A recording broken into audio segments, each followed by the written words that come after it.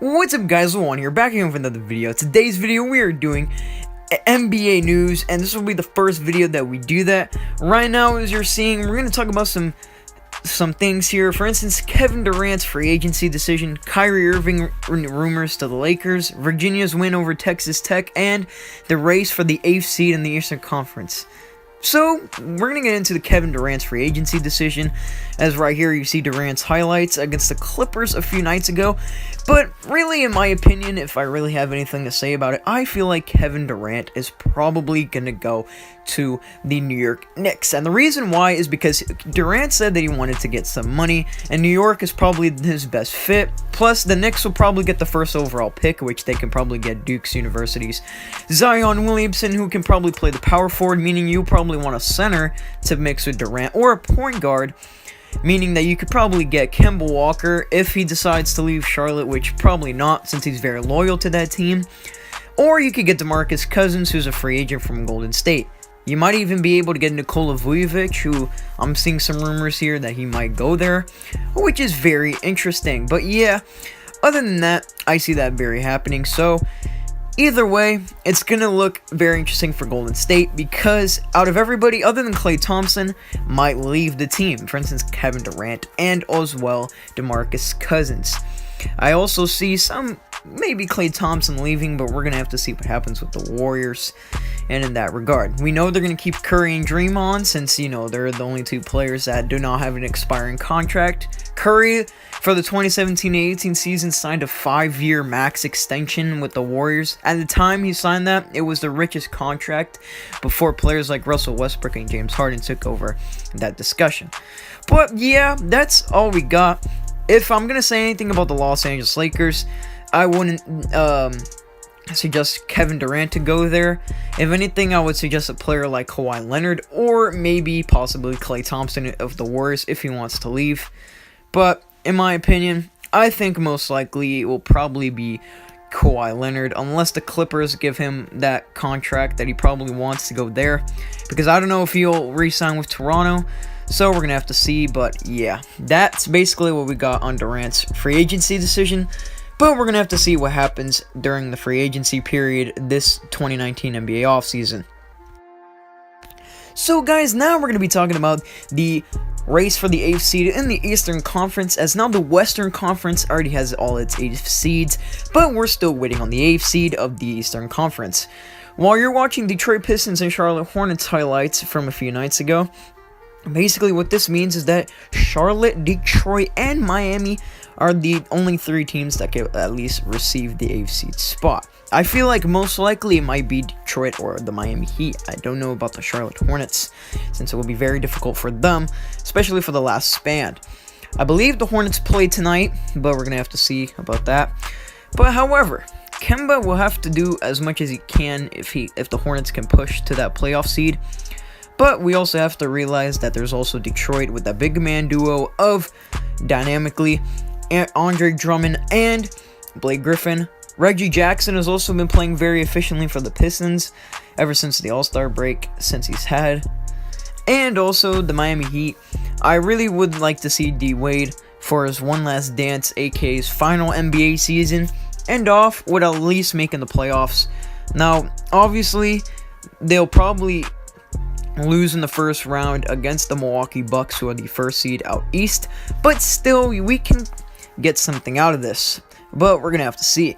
I feel like Detroit will most likely get the spot, since right now they are that spot, and most likely they can probably get it because Detroit looks like they have the edge, since I believe they have a 1 win extra, so they can't afford to lose their next game if they do play tonight.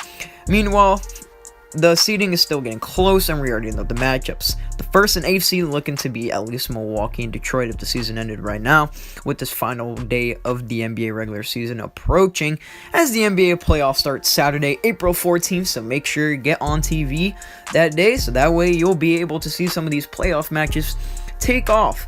But meanwhile, as we're talking, we got the Milwaukee Bucks looking like to battle the Detroit Pistons, Miami Heat, or Charlotte Hornets, Raptors versus Magic. We also got 76ers versus Nets, and Celtics versus Pacers. That's at least the first round for the Eastern Conference. Meanwhile, for the Western Conference, you have Warriors, Clippers, you have Nuggets, Spurs, and you also have some more matchups like Rockets and the Thunder, and the final matchup on the Western Conference looking to be Portland and Utah. Now, a lot of these teams are very interesting. Obviously, the Thunder starting off the season before the All-Star break with the 3rd seed out west to now. They were once in the bottom of the West, but now they're going to be 6th, looking to be up against the Houston Rockets, which will be very fantastic to watch. Houston and Oklahoma, definitely a great matchup to see on TV, especially when watching NBA games. You want to see Russell Westbrook versus James Harden, which would make sense. Also, I feel like Blazers and Jazz will be very interesting, even though I feel like Utah will probably take that series because Portland last season really let a lot of people down when they got swept by the 6th-seeded Pelicans. Oops. So we're gonna have to see, but so far the matchups for the NBA playoffs are looking very good for at least the first round. So yeah. Now, here we are with the Boston Celtics and the reported rumors of Kyrie Irving, as the Los Angeles Lakers are reported to have a discussion with Kyrie Irving during free agency, basically a LA meeting. I have a feeling that Kyrie will probably not go to the Lakers. If anything, if Kyrie really wants to leave the Celtics, it will probably be for the New York Knicks. But even then, I feel like Kyrie Irving, realistically being myself a Celtics fan, will probably re-sign here. I don't know. I feel like when I watch Kyrie Irving, his emotion feels like, and his edge towards the team looks like he wants to stay. He really likes Jason Tatum and the rest of his team as well. It just fits for him to be on this team because he knows that he can lead this team, and this team is very successful with him on the court. And when he mentors Hayward to keep on being aggressive, it does help out the Celtics a lot when playing. So we're going to have to see what happens, but most likely Kyrie Irving will probably stay. If the Lakers really got Kyrie Irving, it would be kind of odd because then you have players like Alonzo Ball, and if you were to re-sign Rajon Rondo, then you have 3 point guards, which would kind of feel like a situation like the Phoenix Suns had a few seasons ago when they had a 3 point guard situation with Eric Bledsoe, Goran Dragic, and Isaiah Thomas. Speaking of one of those guards, Isaiah Thomas was traded to the Celtics, and then he got traded for Kyrie Irving when he went to Cleveland, to then LA, to now Denver. So it's been a ride for IIT. But speaking of Kyrie Irving, it's going to be very interesting to see him. Maybe, hopefully, it can work out for him in the NBA playoffs, because I really feel like the Celtics have a chance to make the NBA Finals, but they're going to have to really show out. I still believe on this team. They're not, a very disappointing team to me. I feel like this would be a very hard season to get through, especially since they know how great they were last season, that it would be kind of a struggle to, get everybody at least a shot that they can get to. But yeah, so far this season, I feel like the Celtics are doing alright. Kyrie Irving, to me, I feel like will probably re-sign. If I were to know how many years and the money, I don't know, but we're going to have to see. But yeah, it looks like Kyrie Irving is most likely going to stay. Okay, so now we gotta be talking about the Miami Heat. This is, I feel like, such a good season so far for the Heat. However, it could be a successful one if they do make the playoffs. And meanwhile, this, type of segment is kind of towards Dwayne Wade. Basically because the Heat, I feel like it would be very nice if the Heat could at least get the 8th seed. Maybe push for D Wade to make the NBA Finals. I mean, not NBA Finals, the NBA playoffs. Imagine D Wade in the NBA Finals for his final season. That would be crazy. But it most likely, out of these, will probably be the Celtics, Sixers, Bucks, or Raptors. But we're going to have to see.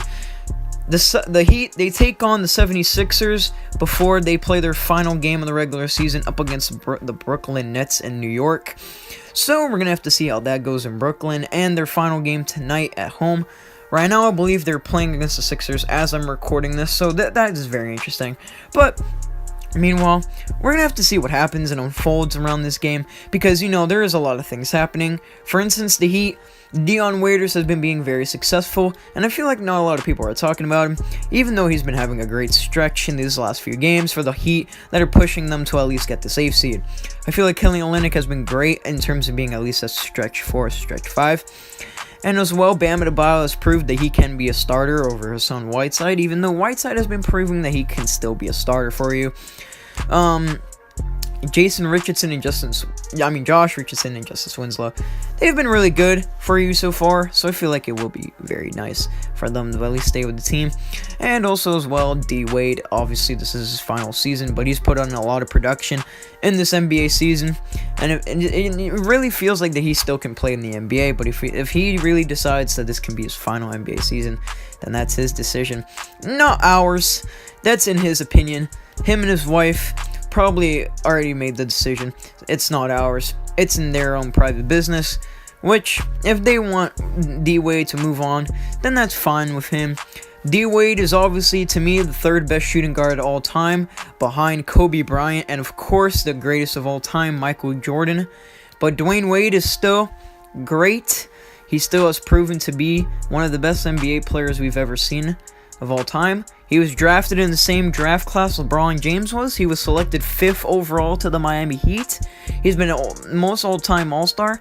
The only things I wish Wade got in his career, which I feel like he kind of deserved, was an MVP and maybe a Defensive Player of the Year as a guard, because I believe he has the most blocks as a guard. Meanwhile, Wade has accomplished so much more. For instance, he's won an All-Star Game MVP. He's helped the Heat win 3 NBA titles during his time. He's known as a Miami Heat player, and he'll be known for that for the rest of his time in the NBA. Hopefully, these aren't the final 2 games of D-Wade. Hopefully, we get to see him in the playoffs. I can't wait to see what happens with the Miami Heat, because they're working hard to at least get him in there. But who knows? We're gonna have to see.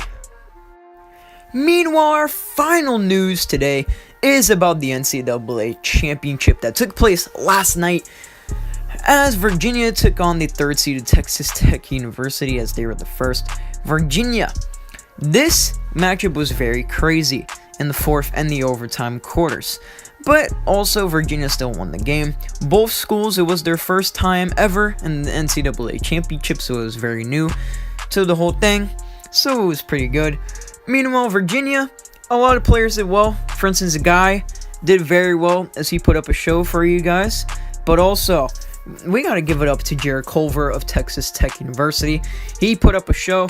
He most likely, to me, if he is gonna go to the NBA draft, will probably get drafted at least in the 1st round, because he's been putting on a show for Texas Tech, and because of him, it feels most likely that they got to the finals because of him and how good his team has been. He's been, pushing this team to work harder, and that's why so many players in this Texas Tech team might get drafted into the draft. So for Virginia, but yeah, we have to see. In my opinion, this was crazy to see this game happen and unfold. Virginia winning their first NCAA championship as a college. Meanwhile, Texas Tech, if they won this, they would have been the 2nd team to beat a 1st seed or 2nd seed while being a 3rd or below. That would have been very interesting to see from this college. However, Texas Tech would also be only the 2nd school to do as much as what they did this night. They would have been, I believe, the 2nd Texas team to win a championship in the NCAA. But it was a good fight. The Texas Tech did have a lead at the time where there was 12 seconds left, but then Virginia hit a clutch 3 by DeAndre Hunter, and then they took over in the overtime game. The final score, 85-77. This was a very fun and interesting game to watch, as it proved that anybody can basically win at how much you work hard on.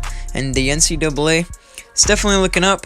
The 2019 NBA Draft Lottery is looking to be up until May, so can't wait to see who most likely is up there on the boards in terms of getting drafted into the NBA, because who knows, Knicks looking like to get the 1st overall pick for Zion Williamson.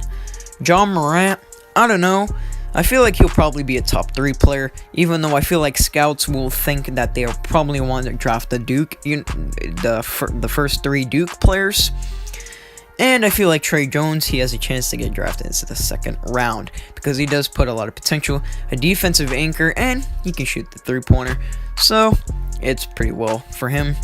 John Morant, he's basically a playmaking, superstar. He does a lot. He can shoot the ball. He's very good inside. He gets your team assists, and he just helps out his team a lot more. That's why they upsetted Montana University in the first round before getting upsetted in the second round by, I believe, Florida State. But yeah, guys, that is gonna wrap up the video. Hopefully, you guys did enjoy the video. Make sure you drop a like down below, drop a comment down below, because you guys know I always love your guys' support. And yeah, but hopefully, you guys did enjoy the video. And remember, guys, I'll see you guys in the next video. Peace.